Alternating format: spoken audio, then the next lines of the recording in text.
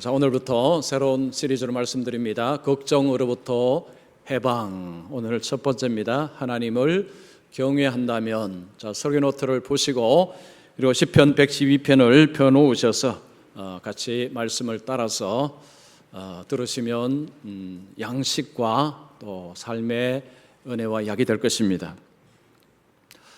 우리가 잘 아는 옛날 이야기 하나 하겠습니다. 자, 어떤 여인이 두 아들과 함께 살고 있었습니다. 첫째 아들은 부채 장사요, 둘째 아들은 남학신 장사였습니다. 이 남학신은 나무로 만든 신이고 밑에 이 굽이 있어서 비가 올 때 씻는 신이 남학신입니다. 비가 오다가 어느 날 날이 기었습니다. 옆집 아주머니가 놀러 왔습니다. 놀러 와서는 비가 오다가 개니까 너무너무 좋아요. 그렇지 않나요? 라고 했습니다. 그러자 주인께서 우리 여인이 날이 개서 좋기는 좋은데 걱정이 있어요. 아니, 무슨 걱정이 있으십니까? 우리 아들이, 둘째 아들이 남학신 장수 아닙니까? 남학신이 팔리지 않아서 걱정이에요. 놀다가 옆에 아주머니 옆집으로 이제 갔습니다. 날이 좀 덥다가 어느 날 비가 옵니다. 선선해지고 시원해졌습니다. 옆집 아주머니가 또 놀러 왔습니다. 날씨가 덥다가 시원해지니까 참 좋죠. 그러자 이 여인이 또 이야기합니다. 좋긴 좋은데 근데 걱정이 있습니다. 이건 무슨 걱정이 있습니까? 첫째 아들이 걱정입니다. 이게 선선하면 누가 부채를 사겠습니까? 그래서 옆집 아주머니가 비가 와도 걱정, 비가 안 와도 걱정, 맨날 걱정이시군요. 그러자 그 여성, 그 여인이 말합니다. 맞습니다. 맨날 저는 잠을 설칩니다. 걱정을 안 하고 살 수 있는 방법을 제가 알려드릴까요? 그게 무엇입니까? 좀 알려주십시오. 옆집 아주머니가 이야기합니다. 비가 오면 오늘 내 둘째 아들이 장사가 참 잘 되는구나, 참 좋아. 이게 좋은 것만 생각하시고, 그리고 날이 좋으면 오늘은 우리 첫째 아들이 장사가 참 잘 되겠구나, 너무 좋아. 이게 좋은 것만 생각하십시오. 그러니까 그 아주머니가 그러면 되겠군요. 감사합니다. 자, 제가 질문할게요. 정말 이게 답이 될까요? 답이 될까요? 그 답이 되려면 전제가 있어야 됩니다. 반반이야 돼, 반반. 오늘 비 오고 내일 개고, 오늘 비 오고 내일 개고. 이러면 그 말이 맞습니다. 그러면 하루는 비가 오고 하루는 개고 하면 그냥 좋은 것만 생각해도 괜찮습니다. 그런데 하루 비 오고 하루 개고 하면 이 땅이 어떻게 됩니까? 농사는 어떻게 됩니까? 농사가 안 되겠죠. 좋은 것만 생각을 하면 과연 걱정을 해결할 수 있을까요? 여러분, 우리의 삶이 좋은 거 생각한다고 현실이 달라집니까? 전혀 달라지지 않습니다. 그래서 좋은 것, 밝은 것 생각하는 것이 좋긴 좋은데 그것만 생각하면 걱정을 몰아낼 수 있느냐? 현실은 그렇지 않습니다. 우리의 매일매일의 현실은 우리 뜻대로 세상이 흘러가지 않습니다. 우리 마음대로 우리가 원하는 대로 세상이 돌아가지 않습니다. 그래서 이 걱정이라는 문제는요, 걱정의 문제는 어떻게 보면 어떤 사람은 그런 이야기 있어요. 같이 붙어 다니는 친구와 같다. 그러니까 걱정은 늘 우리의 삶 속에 같이 붙어 다니는 친구와 같다는 것입니다. 즉 살면서 걱정을 안 한다는 것은 오히려 그것은 불가능하다. 걱정을 하는 것이 오히려 정상적이다. 왜냐하면 삶이라는 게 내가 원하는 대로 안 되기 때문에. 자, 이런 이야기면 어떤 분은 이런 이야기 하실 수 있어요. 저는 걱정이 없습니다. 저는 아무 걱정 안 합니다. 혹시 주위에 이런 이야기를 하시는 분은 있으면 그분 한번 다시 쳐다보시고 이렇게 질문하십시오. 진짜입니까? 근데 그분이 이상한 분입니다. 그분 조심하십시오. 그런 분 조심하셔야 됩니다. 나는 아무 걱정이 없어요. 이런 분은 조심하셔야 돼요. 또 예수 믿는 분은 이런 생각합니다. 목사님, 예수 잘 믿으면 걱정하지 않고 살지 않습니까? 저는 걱정 없습니다. 저는 다 막혔기 때문에 저는 걱정 없습니다. 여러분, 그런 분 조심하십시오. 그런 분 조심하셔야 됩니다. 너무 가까이 하지 마십시오. 자, 예수를 믿으면 그러면 걱정 없이 살 수 있을까요? 아니요, 그렇지 않습니다. 그렇지 않아요. 예수를 믿어도 걱정거리가 있습니다. 여러분, 예수 믿으면 무슨 걱정거리가 있을까요? 자, 성경 보겠습니다. 디모데전서 3장 7절 말씀. 자, 우리 한번 같이 읽어보겠습니다. 마귀의 올무에 마귀의 올무에 빠질까 뭐 하라고 했습니까? 걱정하라. 이거 누구에게 이야기했을까요? 예수 안 믿는 사람들? 아닙니다. 예수 믿는 사람들. 마귀의 올무에 빠질까 걱정하라고 하나님이 말씀하십니다. 물론 바울이 이야기했지만, 자, 하나님께서 바울을 통해서 우리에게 마귀의 올무에 빠질까 걱정하며 살아라고 이야기합니다.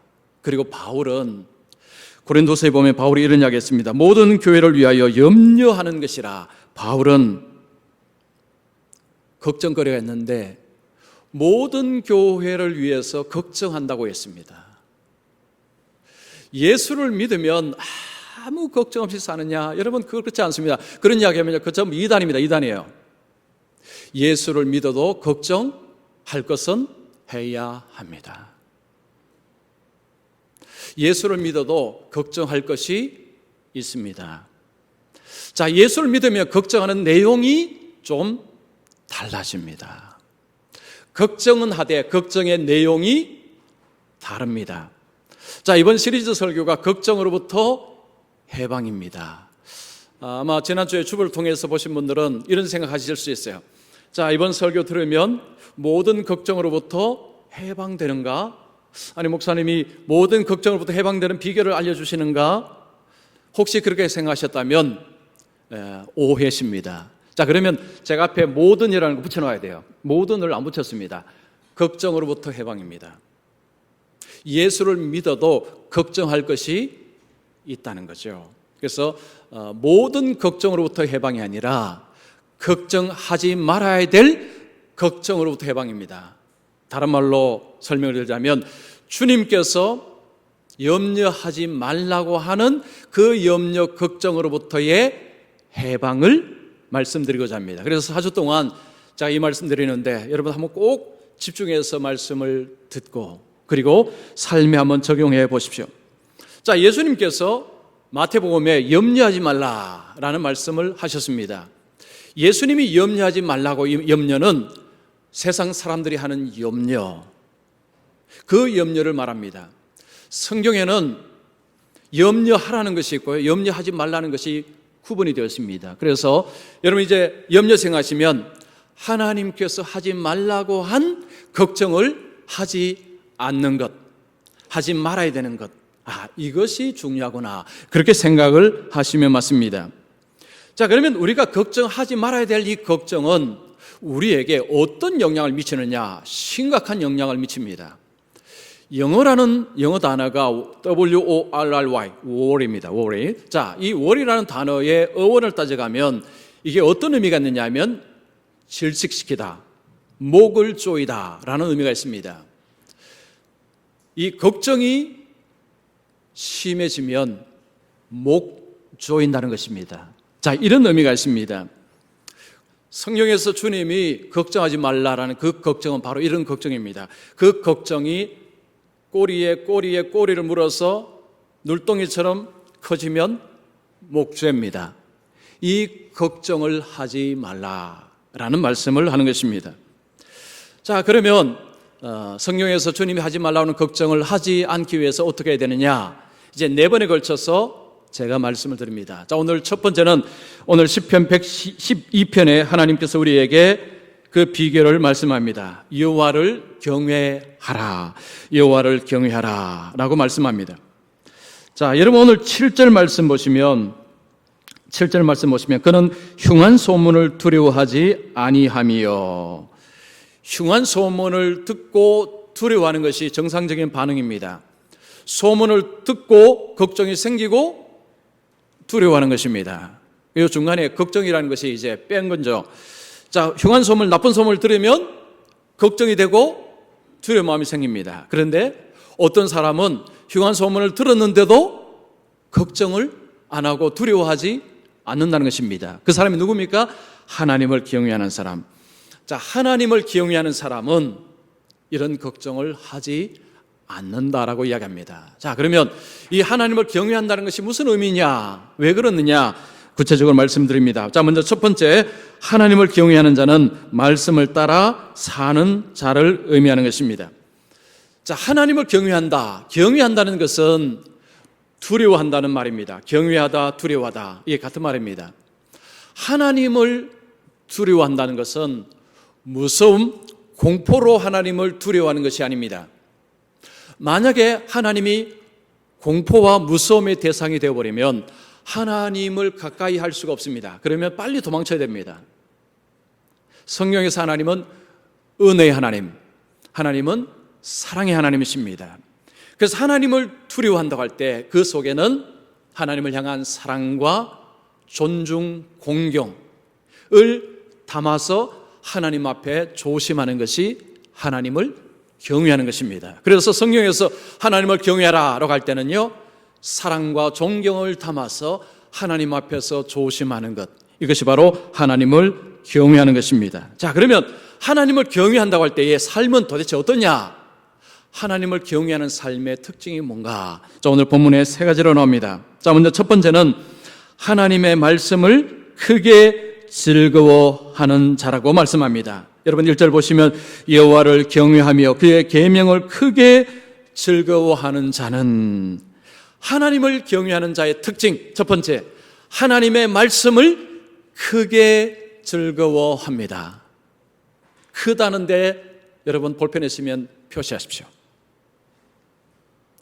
하나님의 말씀을 너무너무 좋아한다는 표현입니다. 하나님을 경외하는 사람은 하나님의 말씀을 좋아합니다. 하나님의 말씀 듣는 것을 좋아합니다. 하나님의 말씀 듣는 것을 적극적으로 합니다. 이것이 하나님을 경외하는 자의 특징입니다. 하나님을 사랑함으로, 하나님의 말씀을 잘 들음으로 하나님의 말씀을 즐겁게 기쁘게 순종하는 자가 바로 하나님을 경외하는 자입니다. 자, 두 번째는 정직한 자입니다. 자, 2절 보시면 그의 후손이 땅에서 강성함이요 정직한 자들의 후손에게, 하나님을 경외하는 자를 정직한 자라고 표현합니다. 4절 보시면 정직한 자들에게는, 하나님을 경외하는 자를 정직한 자라고 반복해서 표현을 하고 있습니다. 여기서 정직하다는 것은 거짓말을 한 번도 안 하는 사람, 그런 의미가 아닙니다. 하나님과 사람에게 진실된 사람, 도덕적으로 흠이 전혀 없는 사람이 아니라 하나님 앞에서 그리고 사람 앞에서 진실된 사람, 이 사람이 정직한 자라는 것입니다. 여러분, 우리가 어떤 사람을 만나면 그 사람이 말을 해도 안 믿어지는 경우가 있습니다. 왜냐하면 진실하지 못하다고 느끼기 때문에. 어떤 사람이 진실되지 못하다고 느끼면 그 사람이 무슨 말을 해도 그 말을 잘 못 믿습니다. 인간관계에 정말 중요한 것이 진실함이고, 하나님과의 관계에서도 하나님 앞에 진실됨이 정말 중요합니다. 하나님을 두려워하는 사람은 하나님 앞에서 진실된 자라고 말씀합니다. 그 다음에 세 번째는 은혜를 베푸는 자입니다. 여러분 4절 보시면, 4절 중반절 보시면 그는 자비롭고 긍휼이 많으며, 그리고 5절 보시면 은혜를 베풀며 구워주는 자는, 그리고 9절 보십시오. 그가 재물을 흩어 빈곤한 자들에게 주었으니. 오늘 본문에 보면 하나님을 경외하는 자는 자기에게 있는 것을 가난한 자들에게, 약한 자들에게 나눠줄 줄 아는 은혜를 베푸는 자가 하나님을 경외하는 자라고 말씀하고 있습니다. 성경에 보면 하나님이 하나님의 백성들에게 약한 자, 사회적인 약자를 잘 대해주라, 그들을 도와주라는 말씀이 많습니다. 레위 29장 9절 보십시오. 너희가 너희의 땅에서 곡식을 거둘 때에 너는 밭 모퉁이까지 다 거두지 말고 내 떨어진 이삭도 줍지 말며 내 포도원의 열매를 다 따지 말며 내 포도원에 떨어진 열매도 줍지 말고 가난한 사람과 거류민을 위하여 버려두라. 하나님께서 이스라엘 백성들에게 농사를 지을 때에 그 모든 곡식을 다 가지고 집에 가지 말고 일정 부분은 남겨두라. 그래서 가난하고 힘든 자들이 그것을 먹을 수 있도록 배려하라. 포도원에서 포도가 떨어지시며 그거 다 따가지 말고, 그거 가지고 가지 말고 남겨두라. 그래서 힘든 사람, 없는 사람이 와서 그것을 먹을 수 있도록 배려하라 라고 말씀합니다. 그래서 하나님을 경외하는 사람은 약자를 무시하지 않습니다. 약자에게 함부로 대하지 않습니다. 그리고 약자를 도와줄 줄 아는 사람이 바로 하나님을 경외하는 사람입니다. 성경에는 하나님을 경외하는 것을 많이 강조합니다. 잠언 1장 7절 보십시오. 여호와를 경외하는 것이 지식의 근본이거늘 미련한 자는 지혜와 훈계를 멸시하느니라. 하나님을 경외하는 것이 지식의 근본이다. 지식의 기초라는 것입니다. 그리고 지식의 최고봉이라는 것입니다. 하나님을 경외하는 지식 위에서 모든 지식이 쌓여질 때 사람을 지혜롭게 합니다. 그러나 하나님을 경외하지 않는 가운데서 쌓는 지식은 사람을 어리석게 할 뿐이라고 말씀합니다. 미련한 자는 지혜와 훈계를 멸시한다고 말씀합니다. 하나님께서 우리에게 하나님을 경외하라, 하나님은 하나님의 백성들에게 하나님을 경외하라 말씀합니다. 자, 하나님을 경외한다고 할 때 그냥 이 말만 들으면요 조금 좀 수상적입니다. 그런데 오늘 본문에 구체적으로 하나님을 경외하는 삶의 특징을 세 가지로 말씀하고 있습니다. 자, 첫 번째 뭐였습니까? 말씀을 사랑하고 말씀을 즐거워하되 크게 말씀을 즐거워하는 사람. 두 번째는 정직한 사람이었습니다. 사람과 하나님 앞에 진실된 사람을 이야기합니다. 세 번째는 은혜를 베풀 줄 아는 사람, 자기에게 있는 것을 가난한 자들에게 나눠줄 줄 아는 사람, 이 사람이 하나님을 경외하는 자라고 말씀합니다.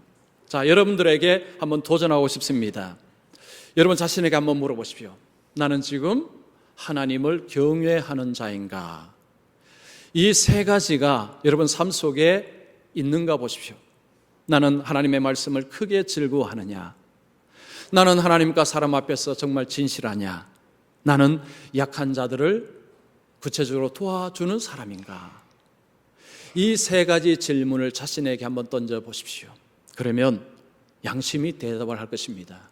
아, 내가 뭐가 부족하구나. 자, 하나님을 경외하게 될 때 그 다음에 어떤 일이 벌어지느냐? 두 번째입니다. 하나님을 경외하는 자는 삶에 필요한 복을 받습니다.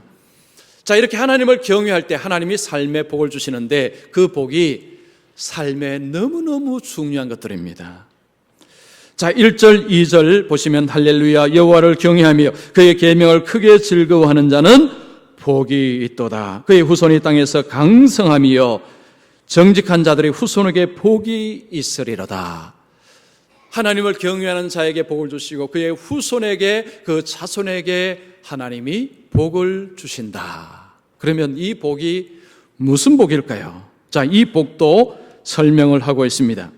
자, 먼저 첫 번째 이 복은 하나님이 주시는 물질의 복입니다. 자, 3절 보시면 부와 재물이 그의 집에 있으며, 여기서 이 말씀은 부자가 된다는 말씀이 아니라 하나님께서 삶에 필요한 물질을 집에 공급해 주신다는 말씀입니다.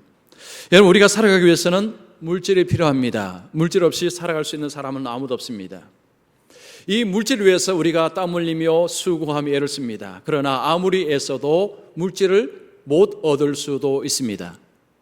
자, 하나님께서 하나님을 경외하는 자의 집에 물질을 주신다, 재물을 주신다, 삶에 필요한 것들을 주신다라고 말씀합니다. 그 다음에 두 번째는 삶에 희망을 주신다는 것입니다. 자, 4절 보시면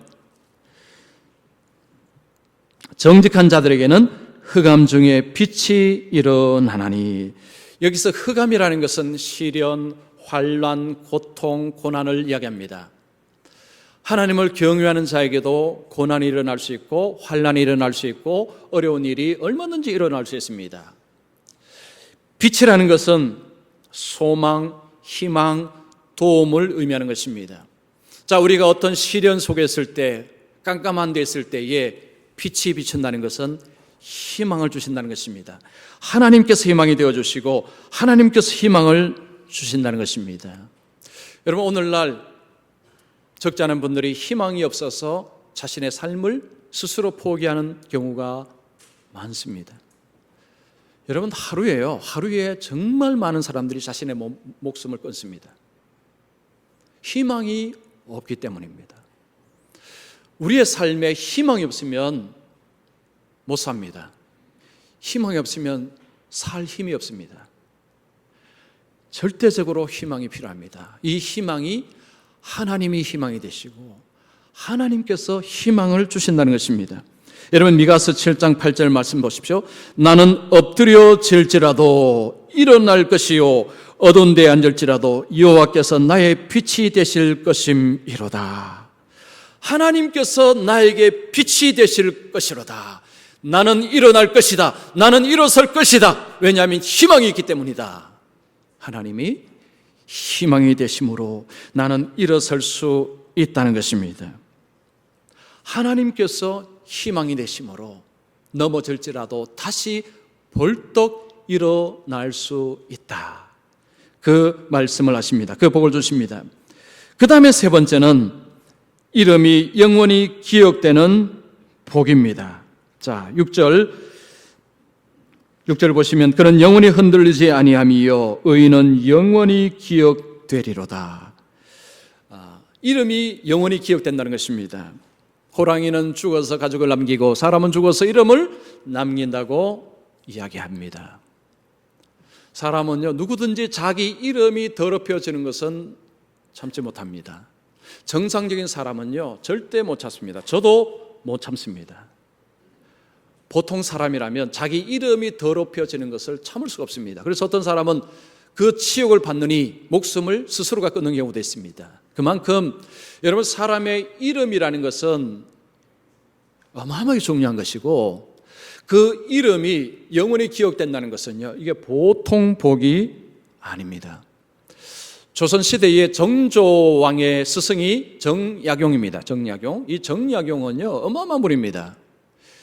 이분의 책이 500여 권입니다. 500여 권. 이분이 쓴 책이 요즘이야 컴퓨터로만 쓰니까 뭐 하겠지만 여러분, 그 당시에 붓으로 500여 권을 어디 썼느냐? 귀양사렴에 썼습니다.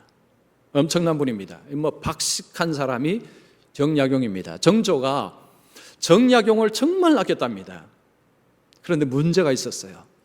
이 정약용은 천주교 신자입니다. 조선시대는 성리학 시대입니다.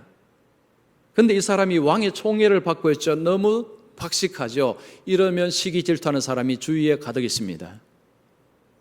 주위의 신하들이 계속 탄핵 상서를 올립니다. 저 사람 저기 놔두면 안 됩니다.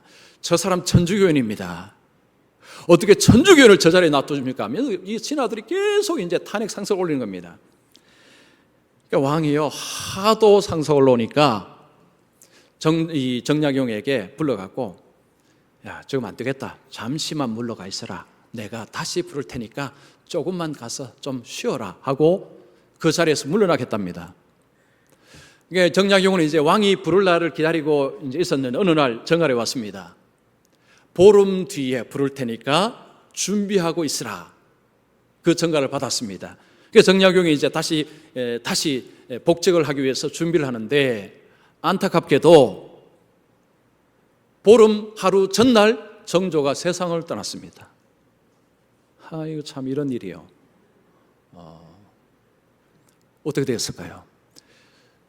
그 정조가 죽고 나서 천주교 박해가 시작됩니다. 그러면서 정약용이 귀양살이를 하기 시작합니다. 귀양살이를 몇 년을 했느냐? 19년입니다. 잠깐만요, 거의 20년. 19년을 귀양살이를 합니다. 그 집안이 패족이 되었습니다. 패족이 되면 그 자녀들 벼슬 못합니다. 그 능력 있는 사람이 이제는 그냥 귀양살이를 하는 비참한 신세가 되었습니다. 자, 귀양살이 하는데 가족과 같이 하는 것이 아닙니다. 자녀들과 따로 떨어져 있습니다. 부인과도 따로 떨어져 있습니다. 이 강진이라는 곳에서 이렇게 귀양살이를 했다는 기록이 있는데요. 자, 혼자 있으면요, 여러분 세상에 대한 원망, 뭐 이런저런 원망이 얼마나 많았겠습니까? 그런데 정약용은 그런 원망 안 했다고 합니다. 그러면서 자녀들에게 편지를 써서 자녀들을 교육을 시켰다고 합니다. 그래서 그 편지들이 남아있어요. 여러분 요즘 그 서점에 가시면 정약용의 독서법, 정약용의 지식경영법 뭐 이런 책들이 있습니다. 이분이 자식들에게 편지를 쓰면서 이제 자식들을 교육하는데 핵심은 그겁니다. 책 읽어라. 부지런히 책 읽어라. 벼슬 못한다고 낙담해하지 말고 부지런히 책 읽어라. 그렇게 독서를 강조를 했답니다. 자, 이 정약용이 이 벼슬도 못하고 이제 귀양살이 하는데요. 이분이 늘 책 읽고 책을 썼는데 귀양살이 하면서 그 엄청난 책을 쓴 것입니다. 요즘은 책상이 좋아서 뭐 좋지만 그 당시만 해도 뭐 이런 책상이 아니지 않습니까? 밥상 같은 데서 양반 다리를 하고 이분이 책을 썼는데 이제 읽고 책을 쓰다 보니까요. 어떤 일이 벌었냐면 복숭아뼈가 거기에 구멍이 3번이나 났답니다. 여러분 어떻게 하면 복숭아뼈에 구멍이 날까요? 집에 가셔서 우리 남자분들은 양반다리 하고 한번 앉아보십시오. 이렇게 해서 하루만 앉아보십시오. 복숭아뼈가요 이게 견디질 못한답니다. 근데 이분이 그냥 밤낮으로 읽고 막 책을 쓴 것입니다. 여러분 왜 그렇게 했을까요? 이분이 왜 그렇게 했을까요? 자녀들에게 쓴 편지에 이유가 있습니다. 이유를 밝혔습니다.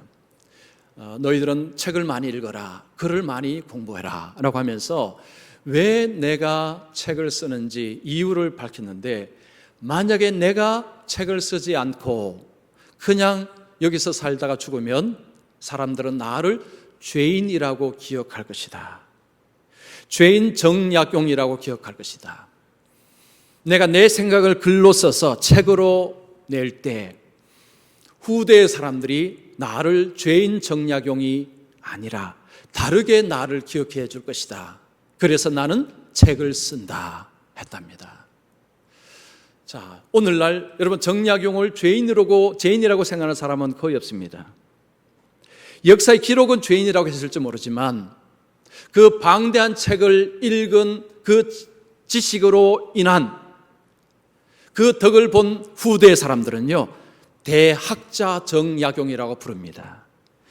정약용이 그 귀양살이 속에서 세상 원망, 나라 원망, 자기를 탄핵한 이 동료들 원망할 게 얼마나 많았습니까? 그 원망 다 접고 책 읽고 열심히 썼다는 거죠. 죄인 정약용이 아니라 후대가 역사가 다르게 내 이름을 기억해 주기를 바라면서 책을 썼다고 합니다. 여러분 한 사람의 삶이라는 것 자체가 그 다음에 자손, 자식들, 후대가 어떻게 기억해 주느냐는 너무너무 중요한 것입니다. 여러분은 후대가 여러분을 어떻게 기억해 주기를 원하십니까? 부정적으로 기억해 주기를 원하십니까? 아니면 좋은 이미지로 기억해 주시기를 원하십니까? 아마도 다 좋은 할아버지, 좋은 어머니, 좋은 할머니, 이런 좋은 이미지로 기억되기를 원하실 것입니다. 사람은 누구나 이루고 싶습니다. 자, 그런데 정말 진짜 우리의 이름이 기억되어야 될 곳은 따로 있습니다. 물론 세상에서 후대가 기억되는 건 정말 좋은 일인데 하나님께서 우리의 이름을 기억하고 하나님의 백성들이 우리를 기억해 준다면 이보다 더 영광스러운 일이 어디 있겠습니까?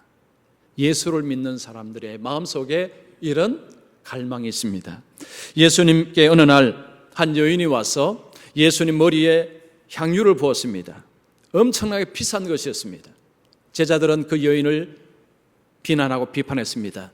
그 비싼 것을 팔아서 가난한 자들에게 주었다면 좋았을 텐데 왜 이렇게 허비하느냐 하고 여인을 나무랬습니다. 그때 예수님께서 그 일에 의미가 있다라고 이야기하셨습니다. 마태복음 26장 13절을 보십시오. 온 천하에 어디서든지 이 복음이 전파되는 곳에서는 이 여자가 행한 일도 말하여 그를 기억하리라 하시니라. 자, 이 여인의 일을 주님의 장례를 준비하는 엄청나게 의미 있는 일이고 복음이 전파되는 곳에 그의 일이 기억되고 그녀가 기억될 것이다. 예수님이 이 말씀하셨습니다. 주님이 우리에게 이 말씀하시면 얼마나 영광스럽겠습니까? 저는 이 말씀 한번 들어봤으면 좋겠습니다. 김은동, 너가 사람들이 기억할시다. 복음이 전파되는 곳에 김은동이 퍼질 것이다 하면요, 너무너무 좋을 것입니다. 얼마나 좋습니까? 자, 하나님을 경외하는 사람에게 하나님께서 세 가지 복을 이야기하셨습니다. 자, 그 복 다시 한번 정리해 볼까요? 첫 번째가 무슨 복이었죠? 재물입니다. 재물. 필요한 물질을 주신다는 것입니다. 두 번째가 뭐였죠? 희망입니다. 하나님이 희망이 되신다는 것입니다. 하나님이 도움이 되신다는 거죠. 그 다음에 세 번째가 이름이 영원히 기억된다는 것입니다. 하나님께서 기억해 주시고 그리고 후대의 하나님의 사람들이 기억한다. 여러분, 이 세 가지 복이 필요하지 않는 분 계십니까? 나는 세 가지 없어도 돼요. 아니면 여러분들이 세 가지 복을 세트로 주신다면 거부하시기면 받으시겠습니까? 대답을 안 하시네요. 저는 당장 받겠습니다. 이 세 가지 복은요, 사람들이 그렇게 원하는 복입니다. 사람들이 원하는 복이 전부 이 세 가지예요. 여러분, 세상을 보십시오. 전부 이 세 가지를 사람들이 원합니다. 주님께서 이 복을 주신다고 말씀합니다. 저는 하나님을 경외하심으로 하나님께서 이 세 가지 복을 여러분 삶 속에 풍성하게 주시기를 축원합니다. 자, 마지막 세 번째입니다. 하나님을 경외하는 자는 삶을 괴롭히는 걱정거리에서 해방이 됩니다. 자, 하나님을 경외하는 사람은 삶을 괴롭히는, 목을 쬐는 이런 걱정에서 해방된다고 말씀합니다. 자, 7절 8절 다시 보겠습니다. 7절 보시면 그는 흉한 소문을 두려워하지 아니하며. 흉한 소문을 듣고 걱정하고 두려워하는 것이 정상적인데, 하나님을 경외하는 사람은 흉한 소문, 나쁜 소문, 좋지 못한 이야기를 듣고 나서 걱정하고 두려워하지 않게 될 것이다. 이 말씀을 하는 것입니다. 사람이 걱정할 때는요, 뭔가 듣고 반응으로 걱정하는 것입니다. 그리고 두려워하는 것입니다. 이건 같이 오는 것입니다. 듣고 걱정하고 두려워하고, 듣고 걱정하고 두려워하고. 요즘 이제 여름철이라 지금 해변가에 많은 분들이 해변가에서 이제 좋은 시간을, 휴가를 갖고 계시죠. 어떤 사람이 이제 바다에 가서 다 이렇게 헤엄을 칩니다. 헤엄을 치는데 저쪽에서 어떤 사람이 상어다라고 하는 거예요. 상어다라고 합니다. 이 사람이 헤엄치다가요, 그 소리 듣고, 여러분 그 소리 들으시면 어떻게 해야 됩니까? 놀래갖고 막 겁을 먹었어요. 그래서 할 수 있는 대로 힘껏 수영을 해서 바깥으로 나왔습니다. 알고 보니까 상어가 아니라 하여튼 뭘 잘못 봤습니다. 그 다음 날도 이제 바닷가에 갔습니다. 그 다음 날은 상어가 언제, 물론 그런 것도 없었습니다. 그런데 이 사람이 수영을 하는데 갑자기 두려움이 생기는 거예요. 뭐 때문에? 어제 상어다 라는 말, 그 말이 기억이 나니까 좀 상어도 없는데도 두려워서 결국 조금 하다가 나와버렸습니다. 듣고 걱정하고 두려워하는 것입니다. 이것이 걱정의 패턴입니다. 자, 우리가 걱정할 때 이런 표현을 쓰죠. 뭐뭐 하면 어쩌지, 뭐뭐 하면 어쩌지. 내 아들이 직장을 못 얻으면 어쩌지, 내 아들 결혼 못하면 어쩌지, 내 아들 대학 못 가면 어쩌지, 우리 남편 사업이 안 되면 어쩌지, 이번 달 생활비가 안 들어오면 어쩌지, 전부 뭐뭐 하면 어쩌지, 뭐 하면 어쩌지. 이제 걱정의 패턴입니다. 자, 이 걱정의 패턴 앞에 뭐가 있습니까? 뭔가를 들었습니다. 요즘 뉴스를 보시면 걱정되시죠? 자, 지금 일본이 경제전쟁을 선포했습니다. 지금 당장은 체감이 안 됩니다. 어제 뉴스 보니까 이제 한 달 정도 지나면 이제는 체감이 될 것이다, 어려움이 느껴질 것이다 라는 이야기를 합니다. 그 뉴스를 보고 나서 마음에 걱정이 생기니까 자, 두려움이 생깁니다. 근데 남편이 말합니다. 지금 우리 사업도 저 일본에서 수입을 해오는 것인데 큰일 났네. 자, 그런 이야기를 들은 부인은 어떻습니까? 이번 달에 생활비가 안 들어오면 어떡하지? 그 생각 드는 거죠. 대학을 졸업했는데 취업이 안 된다는 이야기, 뭐 실업이 된 이야기가 뭐 허건날 뭐 뉴스에 나오지 않습니까? 지금 아들이 이제 대학교 뭐 3학년, 4학년 되는 이 어머니 아버지라면 그 뉴스를 보면 어떤 걱정이 되십니까? 내 아들이 졸업하고 취업 못하면 어떡하지? 듣고 걱정하고 두려워하고, 우리는 이 패턴으로 걱정을 하고 있습니다. 자, 그런데 이 걱정을 할 때의 핵심은 마음이 지금 요동치는 것입니다. 자, 오늘 말씀에 하나님께서 우리에게 왜 걱정을 하지 않는가? 다시 7절 보시면, 그는 흉한 소문을 두려워하지 아니하며 여호와를 의뢰하고 그의 마음을 굳게 정하였도다. 그의 마음이 견고하여 두려워하지 아니할 것이라. 마음이 견고하여, 마음이 딱 중심을 잡고 있다는 것입니다. 마음이 흔들리지 않는다는 거죠. 하나님을 경외하는 가운데서 여기서 의뢰하다는 것은 트러스트를 말하는 것입니다. 하나님을 신뢰함으로 하나님 안에서 안정감을 누린다는 것입니다. 하나님을 경외하는 사람은 하나님을 신뢰함으로, 하나님 안에서 안정감을 누림으로, 안전함을 누림으로 닻이 딱 고정이 되어서 흔들리지 않아서 나쁜 소문에 겁을 먹지 않더라는 그런 이야기입니다. 문제는 마음입니다. 마음이 이게 어디로 튈지를 몰라요. 내 마음 나도 잘 모릅니다. 뭐 그런 노래, 비슷한 노래도 있죠. 제가 어떤 책을 보니까요, 이제 걱정을 어떻게 하면 이걸 좀 잡을 것이냐, 그래서 심리학자들 또 정신과 의사분들이 쓴 책들을 제가 보니까 공통적으로 제시하는 한 가지 방법이 있어요. 여러 가지가 있는데 그 중에 하나가 뭐냐니까, 노트에다가 걱정을 써보십시오 라는 제안을 했습니다. 어떤 걱정거리가 생기면요, 그 걱정거리를 노트에다가 한번 써보라는 것입니다. 이 걱정하기 시작하면요, 이제 부풀어 오릅니다. 어떤 것이 걱정이 되면요, 막 뻥튀기 합니다. 뻥튀기해서요. 그래서 그게 또 꼬리를 물고 하기 때문에 사람이 나중에 지식되는 것입니다. 그래서 노트에다가 적어보라는 거죠. 뭐 예를 들면 이렇습니다. 중학교 한 2학년 아들을 둔 어머니가 있었습니다. 아들이 학원 마치면 집으로 오는데 학원 마치고 집에 안 오는 겁니다. 전화를 해도 전화를 안 받습니다. 엄마의 직감은 아들이 어디를 갔을까요? PC방. 예, 우리 자녀를 키우는 엄마들은 알죠? PC방에 갔을 것이다.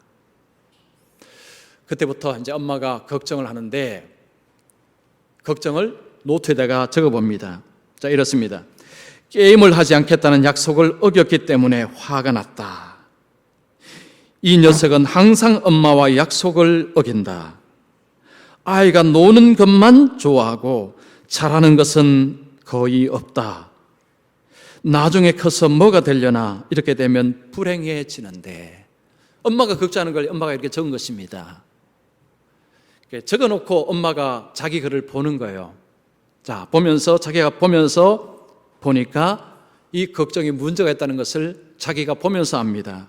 무슨 문제가 있습니까? 한번 보면, 이 녀석은 항상 엄마와 약속을 어긴다 했는데, 자기 아들 자기가 알죠? 내 아들 항상 어기지 않습니다. 약속을 지킬 때도 많습니다. 그런데 걱정하니까요, 이게 부풀려져서 항상 어긴다라고 가슴이, 이 감정이 그런 식으로 뻥튀기를 해버린 것입니다.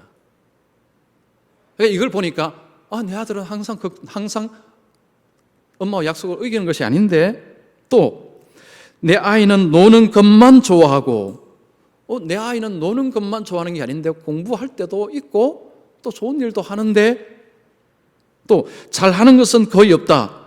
아니, 내 아이 잘하는 것도 있는데, 그리고 나중에 커서 뭐가 되려나, 아니 공부를 못했다고 불행해지나?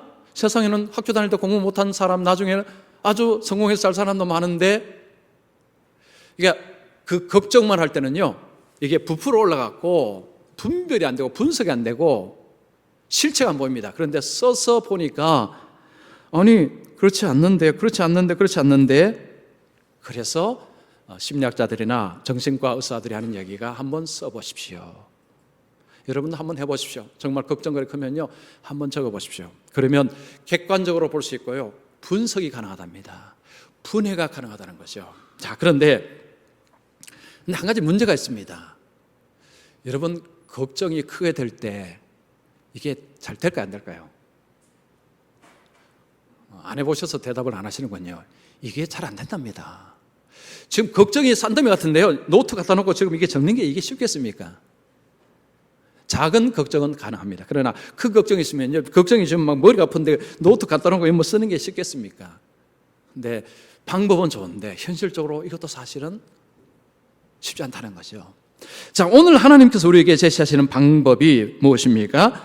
하나님을 경외하라.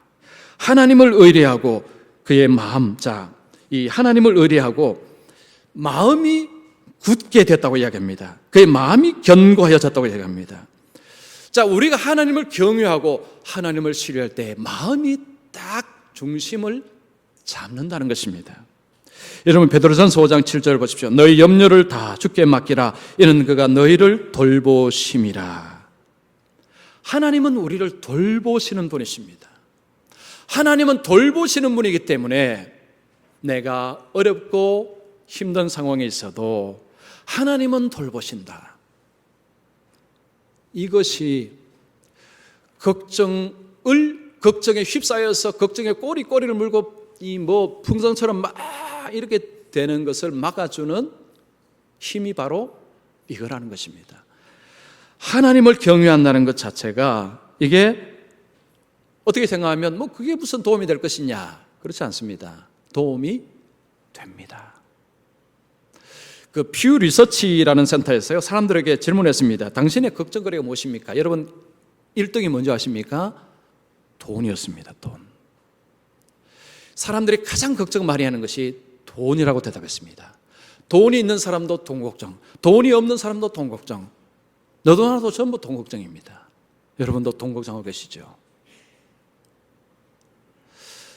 자, 이 하나님을 경외할 때 하나님 주시는 복 중에 첫 번째 뭐라고 했습니까?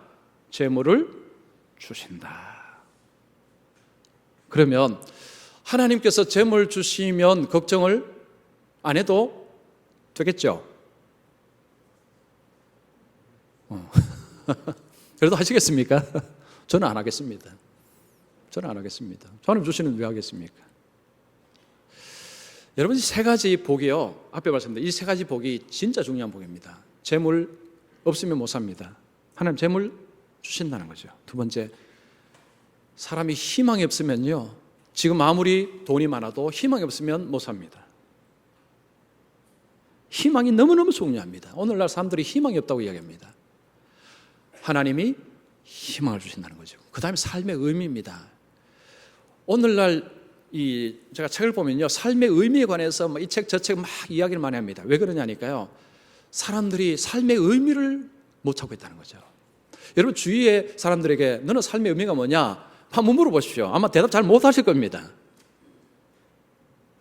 잘 몰라요. 이 세 가지는요, 하나님이 주신다고 하신 이 세 가지 복은 이 땅에서 우리에게 너무너무 중요한 복이고, 여러분, 이 복을 제대로 받았다고 생각해 보십시오. 그러면 우리에게 일어난 많은 걱정을 다 씻어줄 것입니다. 문제는 이것이 없어서 문제죠. 이걸 내가 만들어야 되니까 문제죠. 자, 오늘 말씀은요, 하나님을 경외하는 자에게 하나님이 주시는 은혜가 뭐냐 하면 흉한 소문을 들을지라도 두려워하지 아니할 것이다. 자, 오늘 말씀 여러분 어떻게 들으셨습니까? 저도 걱정 없이 사는 자가 아닙니다. 저도 걱정하며 사는 자이고, 저도 이제 4주간 말씀을 제가 준비하면서 저도 이 말씀을 통해서 이런 걱정에서 벗어나고자 하는 갈망이 있는 사람입니다. 우리 모두는 다 똑같을 것입니다.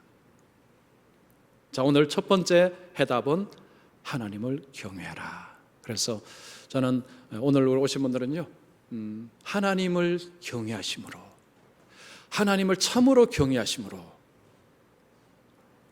삶을 질식시키는, 목을 쬐는 이런 걱정으로부터 해방이 되셔서 평안 가운데서 기쁨으로 날마다 삶을 살아가시기를 축원합니다. 우리 한번 같이 기도하겠습니다.